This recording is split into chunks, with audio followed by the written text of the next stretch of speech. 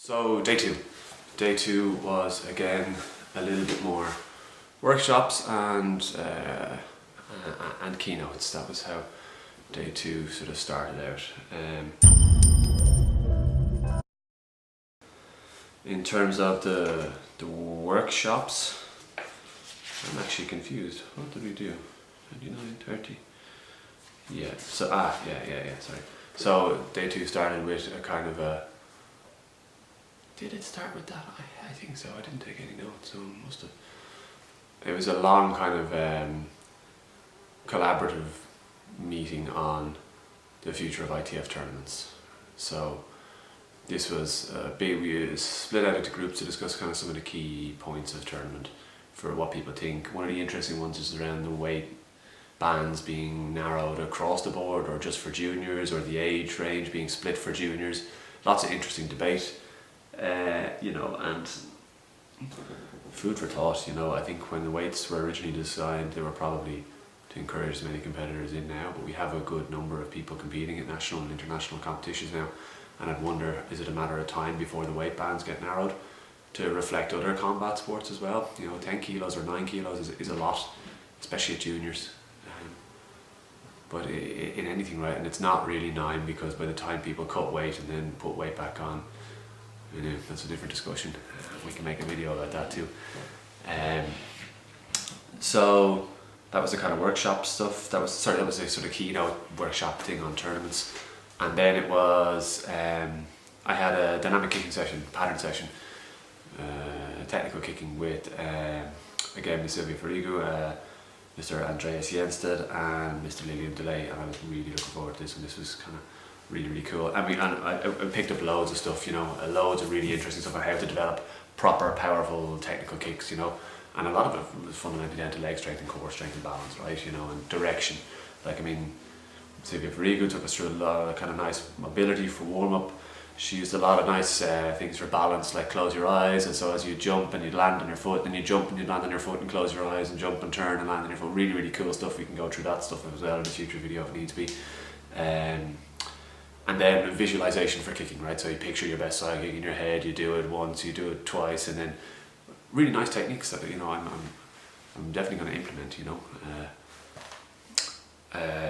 Andreas Jensted took kind of a tack on straight line kicking for side kick, right? And talked about the trade-offs between power and balance, and is it better to have 80% power and good balance, or should we always go for full power and maybe sacrifice balance, and the jury's kind of in and out on that one, but I don't know, I think maybe balance is the one that will cause more problems for you from a judge's point of view. They see the wobble, whereas it might determine power is more sort of subjective, right?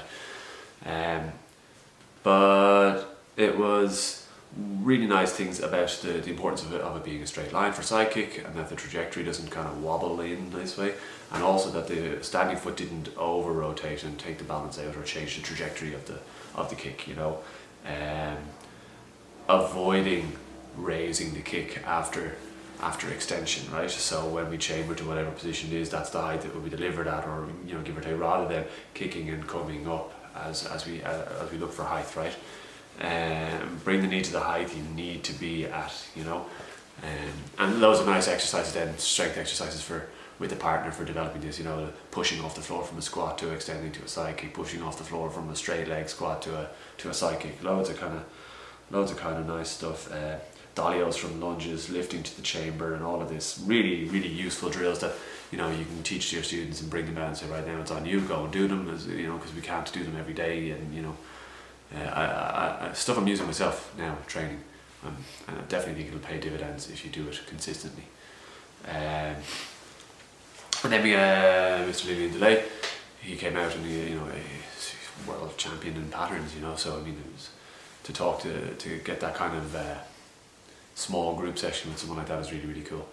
And it was kind of carte blanche. What do you want, guys? I'm open to interpretation. So I asked him about the Bandi Dolio Chagi in Wiam from a rear foot, and how to break it down. And this was kind of his mantra for everything then, and set the tempo for for the rest of his session. It was like, break it all down into small digestible chunks, So first we do the foot, then we do the ball of the foot, then we look, can we raise the lift, but also the whole action reaction on the reverse turning kick, really nice to figure that out. Again, jumping back kick and sandbag shaggy were covered as well. Nice technical definitions on how to pull some of these things and how to train some of these things, and also a nice little free point that I didn't know or didn't really think about. The bit shot shaggy in sandbag shaggy is ahead slightly of the side kick, and that's why when we land it's diagonal stance. Pretty cool. So that was a good session. We then had a keynote with Roy Baker, the WACO president, on performance psychology, and this was really cool. This was really cool.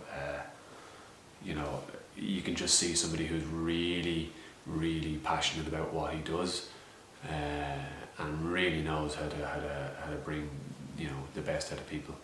His enthusiasm for delivery and for coaching is just, it's obvious, right? He's really good. But he had this whole performance profiling system, which was a really interesting thing, and I want to do a whole other section on that because it was so cool. But I mean,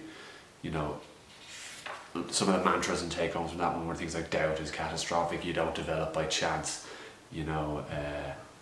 but breaking athletes' components into segments and having them stack rank them and ranking them yourself and making a deal and then knowing where you are and getting an insight into the psychology of a fighter or of an athlete in general. And it was a really good session, really cool. The next workshop was Sparring 2 for me. Again, Master Cooley, Master Chakri and Master Barada.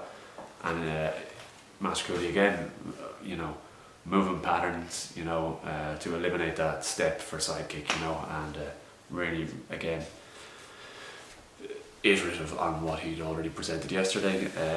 Things like hopping on one leg to take away that step for lift for the chamber. Talking about the heel being the barrier or the gate between your opponents, and recognizing how high the opposite fighter's chamber is and what that means, and if it's high it means he can change from a side kick to a high turning kick or a high hook kick or whatever. If it's low you can close the gap and put him in his box, as he says, but this whole idea is under stress automatic responses and habits become the default, right? So you have to train good habits and put good habits into people early so that they don't become flawed, right? So that you don't put something in that you can't unlearn, and I really agree with that. From my own experience, not just in Taekwondo and other things, I played music for years and I always shortcutted one thing in the guitar, and I had to really unlearn that, and it took an awful long time, and it's still not right, and it still lags behind other things. So I'm a big believer in that one, Again, Master Chakri came next, and it was always move. That was the thing, off the line, front hand versus blitz. Lots of drills for movement, in and out, using hand to foot and foot to hand. Really cool. And then Master Barada again. Lots of moving, but no dolio, multiple targets. The idea of maximizing scores, that you score points, not just throw shots, right? You might say, I threw 15 kicks, but how many of them really scored? And just reinforcing this point of you have to score points, you not just throw techniques, right? That was really cool. So that was kind of wrapped day 2 for us.